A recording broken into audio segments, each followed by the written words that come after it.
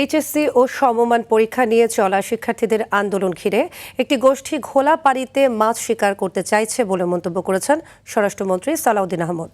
তিনি বলেন, এসব বিষয় বেশি গুরুত্বের সঙ্গে নিচ্ছে না সরকার। সচিবালয়ে সাংবাদিকদের এসব কথা বলেন তিনি। সরকার ভারতের সাথে বন্দি বিনিময় চুক্তি অনুযায়ী মৃত্যুদণ্ডপ্রাপ্ত পলাতক শেখ হাসিনাকে ফেরত চায় বলেও জানান স্বরাষ্ট্রমন্ত্রী। বিস্তারিত বেলাল হোসেনের রিপোর্টে। বৈরী আবহাওয়ার মধ্যে উচ্চ মাধ্যমিক পরীক্ষা নেওয়া এবং পরীক্ষার্থীদের নিয়ে শিক্ষামন্ত্রীর একটি মন্তব্যকে কেন্দ্র করে 14 জুলাই রাজপথে নামে রাজধানীসহ সারা দেশের শিক্ষা প্রতিষ্ঠানের শিক্ষার্থীরা।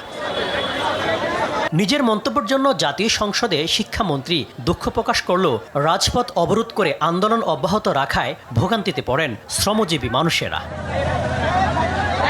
এ অবস্থায় সচিবালয়ে পুলিশের প্রশংসনীয় কাজের পুরস্কার প্রদান অনুষ্ঠানে স্বরাষ্ট্রমন্ত্রী জানান, শিক্ষার্থীদের আন্দোলন ঘিরে ঘোলা পানিতে মাছ শিকার করতে চাচ্ছে একটি গোষ্ঠী। এগুলো আমরা খুব একটা গুরুত্বের সাথে নিচ্ছি না, কারণ ঘোলা পানিতে মাছ শিকারের ব্যবস্থা করতে চায়। সেটা দৃশ্যমান হয়েছে। যারা আন্দোলন করছে তাদের মধ্যে অনেকে দেখা যায় আসলে ছাত্রই না, পরীক্ষার্থী না।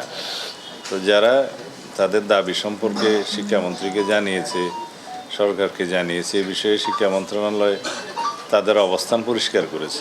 পলাতক ফ্যাসিস্ট শেখ হাসিনা এবং শরীফ উসমান হাদি হত্যার আসামিদের ভারত থেকে ফেরত আনার বিষয়ে কথা বলেন স্বরাষ্ট্রমন্ত্রী। তাদের স্থানীয় কোর্টে বেআইনি অনুপ্রবেশের মামলা সহ অন্যান্য মামলায় গ্রেফতার আছে এবং বিচারাধীন আছে। সেটা বিবেচনায় নিয়ে তারা হয়তো একটু সময় নিচ্ছে। ইন্টারিম গভর্নমেন্টের সময়ও পত্র দেওয়া হয়েছে ভারত সরকারের কাছে। এরপর আমরা তাগাদাও দিয়েছি।